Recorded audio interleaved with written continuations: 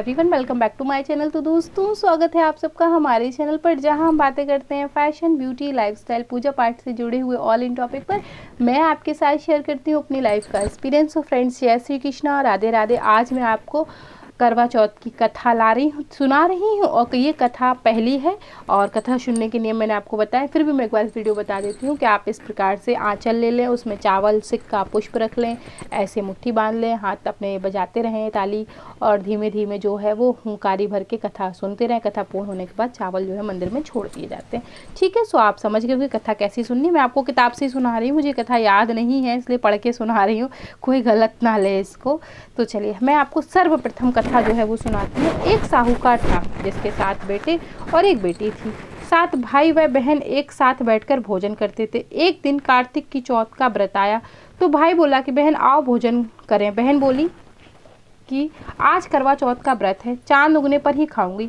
तब भाइयों ने सोचा कि चांद उगने तक बहन भूखी रहेगी। तो एक भाई ने दिया जलाया, दूसरे भाई ने छल्ली लेकर उसे टांग पर नकली चांद दिखाकर बहन से कहने लगे, चल चांद उगाया है, अर्घ दे ले। बहन अपनी भाभियों से कहने लगी, चलो अर्घ दे दे। तो भाभियाँ बोली, तुम्हारा चांद उगा होगा, हमारा चांद तो रात को उगेगा। बहन ने जब अकेले ही अर्घ दे दिया तो खाना खाने लगी।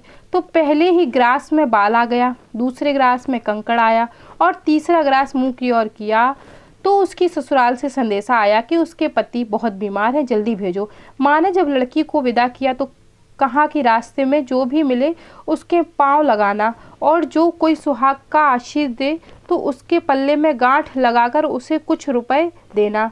बहन जब भाइयों से विदा हुई तो रास्ते में जो मिला उसने यही आशीष दी कि तुम 7 भाइयों की बहन बनी रहो, तुम्हारे भाई सुखी रहें और तुम उनका सुख दुख देखो।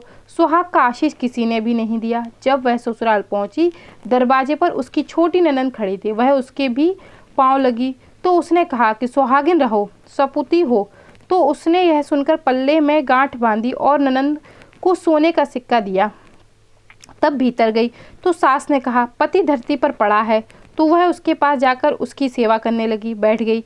बाद में सास ने दासी के हाथ बची कुची रोटी भेज दी। इस प्रकार से समय बीतते बीतते मार्गशीर्ष की चौथ आई तो चौथ माता बोली, करवा ले भाई की प्यारी करवा ले। लेकिन जब उसे चौथ माता नहीं दिखाई दी तो वह बोली, हे माता, आपने मुझे उजाड़ा है, आप ही मेरा उद्धार करोगी, आपको मेरा सुहाग देना पड़ेगा। जब उस चौथ माता ने बताया कि पौष की चौथ आएगी, वह मेरे से बड़ी है, उससे ही सब कहना, वही तुम्हारा सुहाग वापस देगी।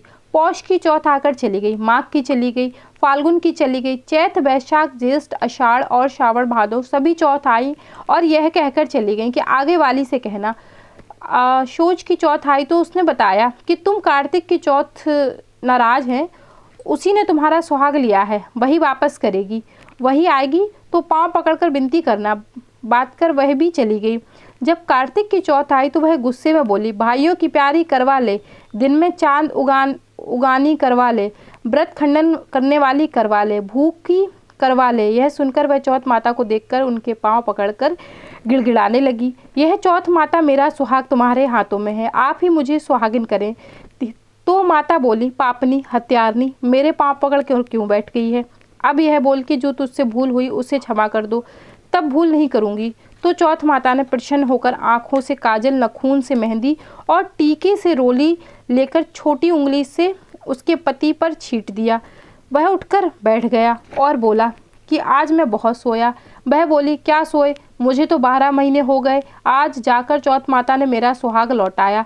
अब उसने कहा कि जल्दी से माता का पूजन करो। तब चौथ की कहानी सुन करवा का पूजन किया तो प्रसाद खाकर दोनों पति पत्नी चौपाड़ खेलने बैठ गए। नीचे से दासी आई, उसने उन दोनों को चौपाड़ पांसे से खेलते देखा तो उसने सासू जी को जाकर बताया।